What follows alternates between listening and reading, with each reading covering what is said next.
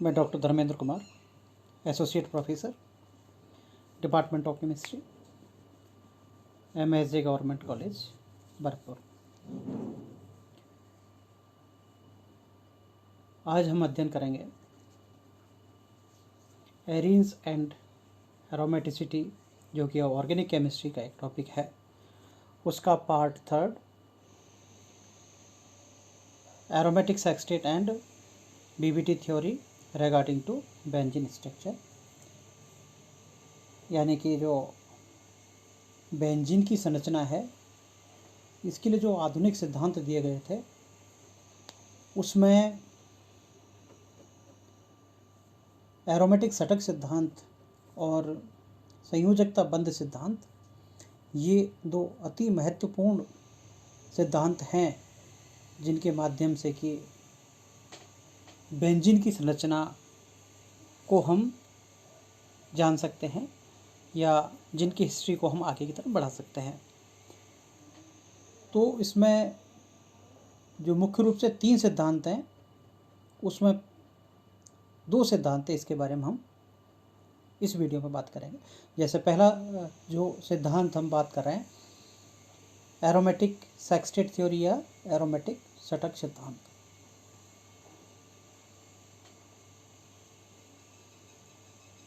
जैसा कि हम जानते हैं कि बेंजीन की जो संरचना है वो बहुत ही स्थायित्व वाली संरचना है, और इस सिद्धांत को, जो कि एरोमेटिक षटक सिद्धांत है, इसको सर्वप्रथम बोमबर्गर ने 1891 में दिया था, और फिर इसके बाद रॉबिन्सन ने 1925 में, इंगोल्ड ने 1928 में,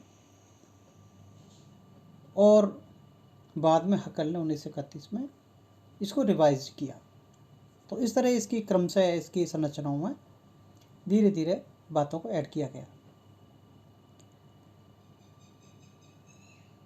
एरोमेटिक षटक सिद्धांत के अनुसार 6 कार्बन परमाणु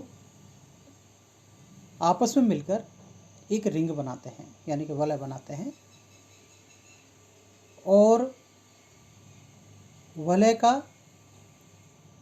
प्रत्येक कार्बन परमाणु एक एक हाइड्रोजन परमाणु से जुड़ता है,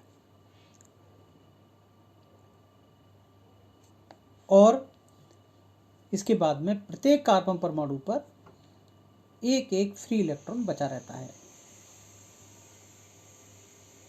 तो इस प्रकार 6 कार्बन के हिसाब से इसमें 6 इलेक्ट्रॉन परस्पर मिलकर इलेक्ट्रॉनों का एक क्लोज्ड सिस्टम, यानी कि बंद निकाय बनाते हैं,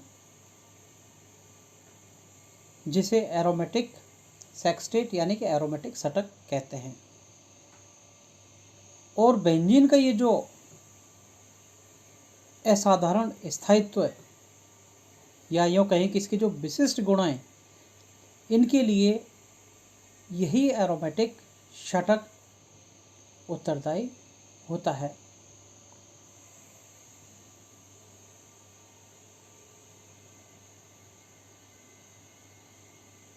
इसी कारण जो साइक्लोब्यूटाडाईन या साइक्लोऑक्टाटेट्राईन जो संरचनाएं आदि में इसी एरोमेटिक षटक नहीं होने के कारण उनमें बेंजीन की भांति एरोमेटिक गुण नहीं होते।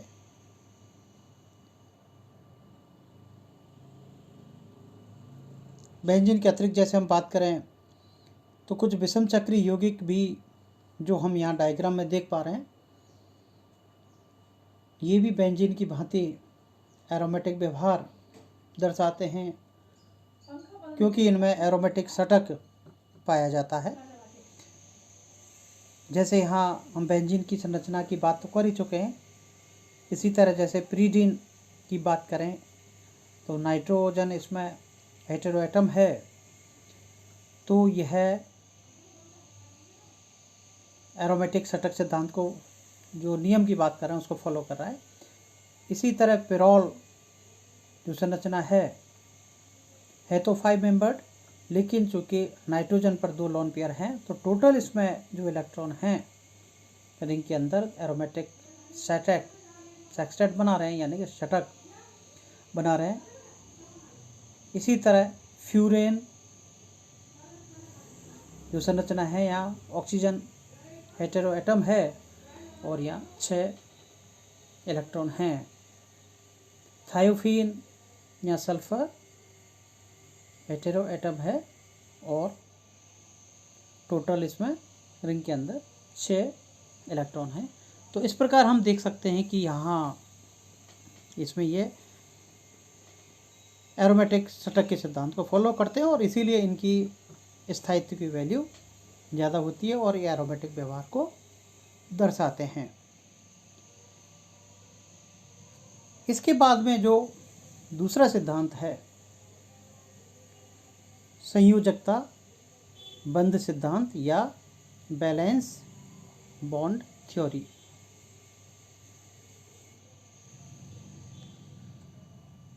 तो एरोमेटिक षटक के बाद में जब हम आगे बढ़े, इसमें और स्ट्रक्चर के बारे में जानकारी हुई, तो यह सिद्धांत बेंजीन के गुणों से संबंधित प्रायोगिक तथ्यों पर आधारित सिद्धांत है और जो एक्सरे विश्लेषण से ज्ञात हुआ कि बेंजीन का अणु एक नियमित षटकोण है, यानी कि रेगुलर हेक्सागोन है, जिसमें प्रत्येक कोण 120 डिग्री का होता है। यह जो स्ट्रक्चर है समतलीय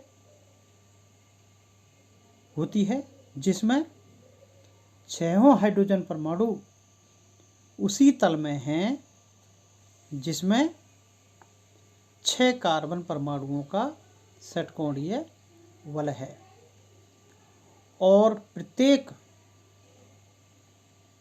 कार्बन कार्बन हाइड्रोजन कोण का जो मान है वो 120 डिग्री का होता है और प्रत्येक कार्बन कार्बन बंध दूरी इसमें 1.397 एंगस्ट्रॉम की होती है, जो कि एक कार्बन कार्बन सिंगल बॉन्ड जिसकी हम बंध लंबाई जानते हैं कि 1.54 एंगस्ट्रॉम होती है, और जो कार्बन कार्बन द्विबंध होता है जिसकी बंध लंबाई हम जानते हैं कि 1.33 एंगस्ट्रॉम होती है, के बीच की है।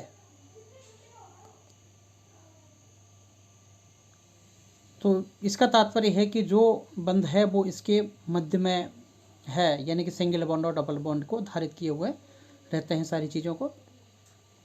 इसका मतलब इसमें कोई एक विशेष गुण है जिसके कारण इसमें बंध लंबाई का मान इन दोनों के बीच में रहा। तो बेंजीन के जो समस्त गुण हैं उनकी व्याख्या करने के लिए इसके आधार पर अनुनाद यानी कि रेंजोरेंस की एक संकल्पना दी गई और इसके अनुसार बेंजीन की यहाँ जो हम फिगर देख पा रहे हैं, यहाँ 5 संभावित संरचनाओं का एक अनुनादी संकर बाद में बना, जो ये जिसके गुणों के आधार पर ही हम आगे बात करते हैं। तो यहाँ जो ये 5 संरचनाएं, इसमें 2 संरचनाएं वो कैकुले संरचनाएं हैं और जो 3 संरचनाएं हैं वो डैवार संरचनाएं हैं।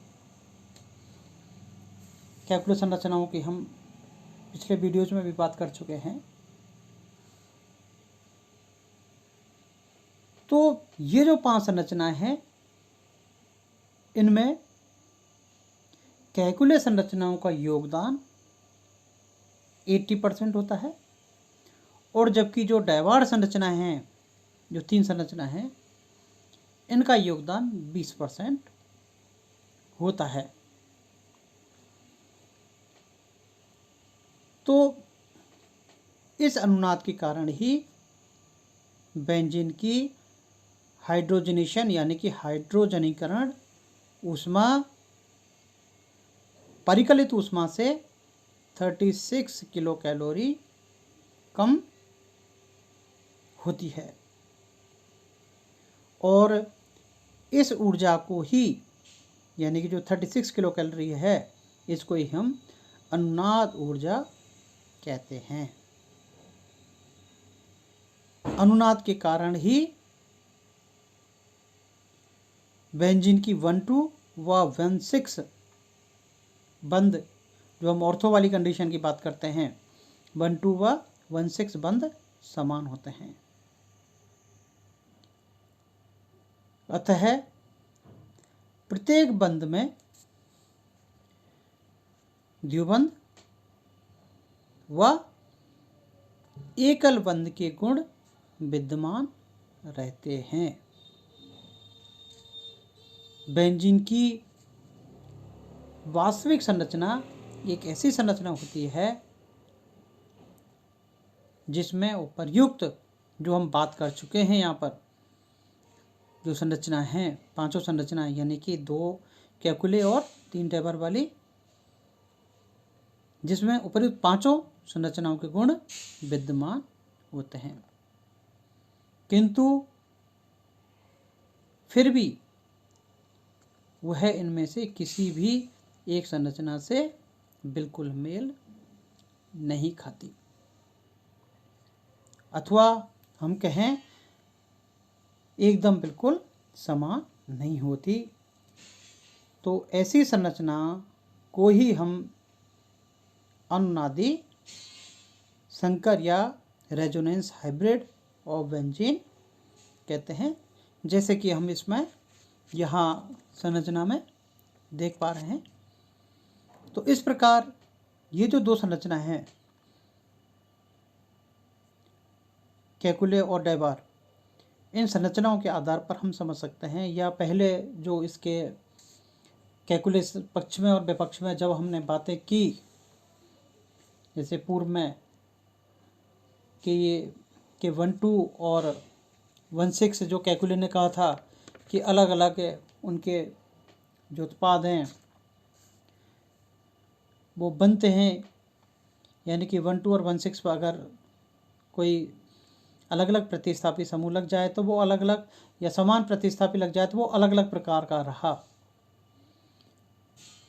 तो हम जो रेजोनेंस हाइब्रिड है उसके आधार पर हम कह सकते हैं कि वो संरचनाएं दोनों अलग अलग ना होकर एक ही संरचना है, क्योंकि उन दोनों संरचनाओं के मध्य में क्या है, गतिक साम्य स्थापित रहता है।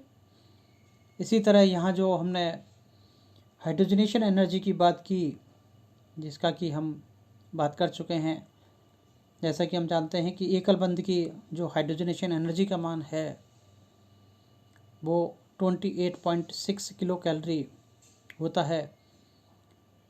तो इस आधार पर अगर हम हेक्साट्राईन की बात करें तो हेक्साट्राईन में क्योंकि 3 डबल बॉन्ड होते हैं, और 3 डबल बॉन्ड का अगर 3 का मल्टीप्लाई हम इस 28.6 से करें तो जो वैल्यू का मान 85.8 किलो कैलोरी बैठता है। तो हम जानते हैं कि वास्तव में जो बेंजीन की जो ऊष्मा है वो रहती है 49.8 किलो कैलोरी ही मुक्त होती है। तो टोटल अगर हम देखें इसमें से 85.8 में से अगर हम माइनस करें तो 49.8 वास्तविक को घटाएं तो वो वैल्यू प्रति मोल कितने हुआ, 36 किलो कैलोरी होता है। तो ये जो 36 किलो कैलोरी है यही इसकी रेजोनेंस एनर्जी का मान है, और इसी के कारण इसमें स्थायित्व की वैल्यू अधिक रहती है। धन्यवाद।